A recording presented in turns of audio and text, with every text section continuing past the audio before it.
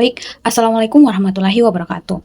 Perkenalkan, nama saya Indi Permatasari dengan NIM A1125038. Di sini saya ingin menjelaskan bagian kesimpulan dan bagian ketiga, kolaborasi multipihak. Sebelum saya menjelaskan lebih lanjut, saya menjelaskan dulu apa itu pendidikan. Pendidikan merupakan hak dasar setiap warga negara tanpa memandang latar belakang, kondisi, fisik, intelektual, sosial, budaya, maupun ekonomi. Dalam pelaksanaan pendidikan inklusif sendiri, hadir sebagai sistem yang memberikan kesempatan yang sama bagi seluruh peserta didik, termasuk anak berkebutuhan khusus, untuk memperoleh layanan pendidikan yang bermutu tanpa adanya diskriminasi. Pendidikan inklusif tidak hanya berfokus pada keberadaan peserta didik di sekolah reguler, tetapi juga memastikan bahwa mereka memperoleh kesempatan belajar, berkembang, dan berpartisipasi secara optimal sesuai dengan potensi yang dimiliki. Langsung kita ke materi. Kolaborasi multipihak ini tuh kita lihat, keberhasilan pendidikan inklusif tidak dapat dilakukan hanya oleh sekolah saja, tetapi membutuhkan kerjasama dari berbagai pihak, seperti guru, orang tua, masyarakat, dan pemerintah. Dalam buku juga dijelaskan bahwa pendidikan inklusif merupakan sistem pendidikan yang memberikan kesempatan kepada semua anak, termasuk anak yang berkebutuhan khusus tadi, untuk memperoleh pendidikan yang layak tanpa diskriminasi. Maksud dari diskriminasi ini, adanya ketidakadilan antar sesama manusia atau antar sesama anak, baik di lingkungan masyarakat maupun di lingkungan sekolah. Karena itu, seluruh komponen masyarakat harus saling bekerja sama agar tujuan pendidikan inklusif tercapai. Selain itu, keluarga memiliki peran penting dalam mendukung perkembangan anak, terutama dalam memberikan motivasi, perhatian, dan kerjasama dengan sekolah.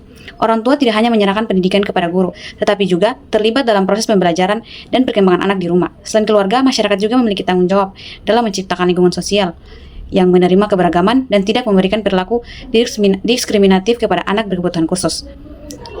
Selain itu, pemerintah juga berperan besar dalam mendukung pendidikan inklusif melalui kebijakan regulasi, pelatihan guru, serta penyediaan sarana dan prasarana pendidikan. Lanjut, dalam buku dijelaskan bahwa Direktur Pendidikan Khusus dan Layanan Khusus sejak tahun 2012 melakukan gerakan nasional pendidikan inklusif dengan tujuan agar seluruh masyarakat dan lembaga pemerintahan memahami serta mengimplementasikan pendidikan inklusif. Bentuk nyata dari program tersebut adalah pembentukan kelompok kerja, pendidikan inklusif, peningkatan kompetensi guru, penguatan data dan informasi, serta deklarasi kabupaten dan provinsi inklusif. Selain itu, dalam pernyataan Salamanca, ada beberapa hal. Sebelum itu, Salamanca adalah hasil konferensi dunia tentang pendidikan kebutuhan khusus yang diselenggarakan di kota Salamanca, Spanyol pada tanggal 7 sampai dengan 10 Juni 1994. Konferensi ini diikuti oleh perwakilan dari 92 negara dan 25 organisasi internasional. Lanjut, kita ke pernyataan Salamanca berisi kesepakatan bahwa semua anak, termasuk anak berkebutuhan khusus, memiliki hak untuk memperoleh pendidikan di sekolah reguler bersama teman sebaya tanpa diskriminasi. Pernyataan ini menjadi dasar penting berkembangnya pendidikan inklusif dari berbagai negara, termasuk Indonesia. Selain itu, dalam pernyataan Salamanca juga dijelaskan bahwa pemerintah perlu mendorong partisipasi orang tua, masyarakat, dan organisasi penyandang disabilitas dalam perencanaan dan pelaksanaan pendidikan inklusif. Hal ini menunjukkan bahwa pendidikan inklusif hanya dapat berhasil apabila seluruh pihak bekerja sama dan memiliki komitmen yang sama dalam memberikan hak pendidikan kepada semua anak. Assalamualaikum warahmatullahi wabarakatuh. Baik, perkenalkan nama saya Ania Emilia dengan NIM A1N125066.